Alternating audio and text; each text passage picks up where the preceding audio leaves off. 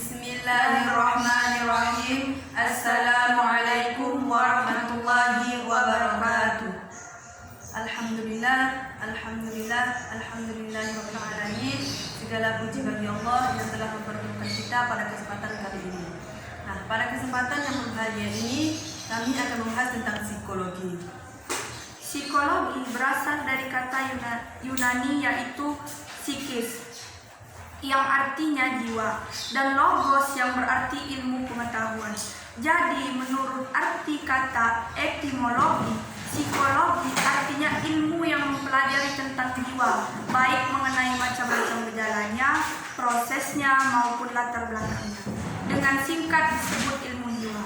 Nah, sebelum itu kita harus mengetahui apa itu ilmu, apa itu nyawa, apa itu jiwa. Karena ini hal yang berbeda. Jadi nyawa adalah daya jasmaniah yang keberadaannya tergantung pada hidup jasmani dan menimbulkan perbuatan badaniah atau organic behavior, yaitu perbuatan yang ditimbulkan oleh proses belajar, misalnya insting, refleks, nafsu, dan sebagainya.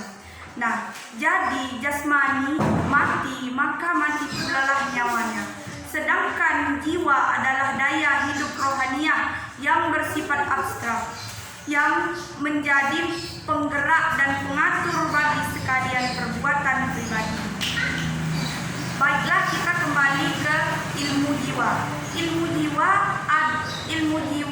Ilmu jiwa itu sifatnya abstrak. Maka kita sulit, bahkan tidak dapat mengetahui jiwa secara wajar. Hanya orang-orang tertentu saja yang bisa mengetahui jiwa. Misalnya orang yang diberi kelebihan oleh Tuhan untuk bisa melihat jiwa seseorang. Tapi bagi kita yang tidak diperuntukkan kelebihan-kelebihan seperti itu, kita mau mengenal jiwa dari mana? Ya, kita akan dapat mengenal gejalanya saja.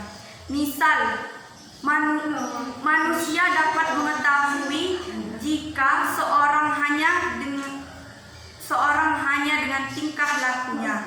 Nah, dari tingkah laku itulah orang bisa mengetahui jiwa seseorang. Pernyataan jiwa itu kita namakan gejala jiwa. Di antaranya mengamati, menanggapi, mengingat, memikir, dan sebagainya. Nah, dari situlah kemudian orang membuat definisi ilmu jiwa, yaitu ilmu yang mempelajari tingkah laku manusia. Nah, sekarang kita akan membahas definisi psikologi. Jadi, secara umum, psikologi diartikan ilmu yang mempelajari tingkah laku manusia atau ilmu yang mempelajari tentang gejala-gejala jiwa manusia. Karena para ahli jiwa mempunyai penekanan yang berbeda, maka definisi yang dikemukakan juga berbeda-beda. Salah satunya menurut Plato dan Aristoteles, yaitu psikologi ialah ilmu pengetahuan yang mempelajari tentang hakikat jiwa serta prosesnya sampai akhir. Nah, ditinjau dari segi objeknya, psikologi dapat dibedakan dalam dua golongan yang besar, yaitu yang pertama, psikologi yang menyelidiki dan mempelajari manusia, dan yang kedua, psikologi yang menyelidiki dan mempelajari hewan, yang umumnya lebih tegas disebut psikologi hewan. Nah, tapi kali ini kita akan membahas tentang psikologi manusia, yang pada waktu ini orang masih membedakan adanya psikologi yang bersifat umum dan psikologi yang bersifat khusus. Nah, psikologi umum ialah psikologi yang menyelidiki dan mempelajari kegiatan-kegiatan atau aktivitas psikis manusia pada umumnya yang berbeda, yang normal dan beradab atau berkultur.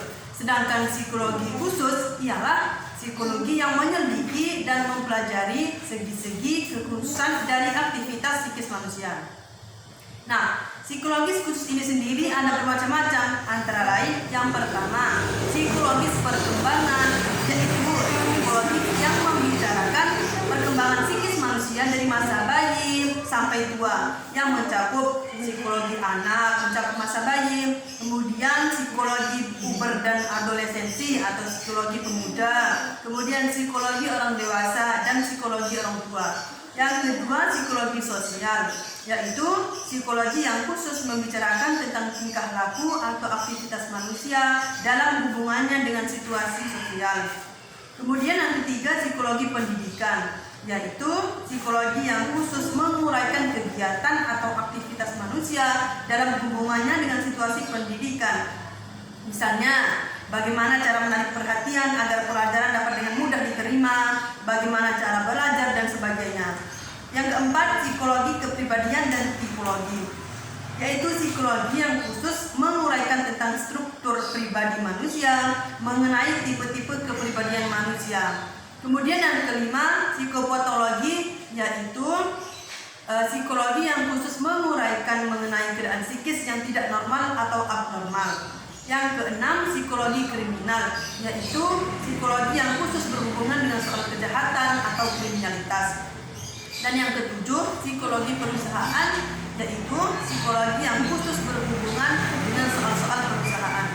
Nah, psikologi yang berusaha mempelajari jiwa manusia ternyata banyak mendapatkan kesulitan. Karena apa? Ya karena objek penyelidikannya adalah abstrak yang tidak dapat diselidiki secara langsung, tetapi diselidiki keaktifannya yang terlibat melalui manifestasi tingkah laku atau perbuatan. Dapat dimisalkan bila kita mempelajari tentang angin. Nah, angin itu objeknya sendiri secara langsung tidak dapat dilihat kan?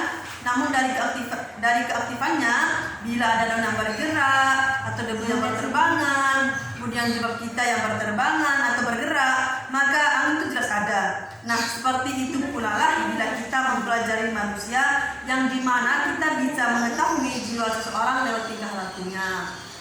Sekian yang dapat kami sampaikan mengenai psikologi. Kurang lebihnya kami mohon maaf sebesar-besarnya. Semoga bermanfaat. Akhirul kalam. Wassalamualaikum warahmatullahi wabarakatuh.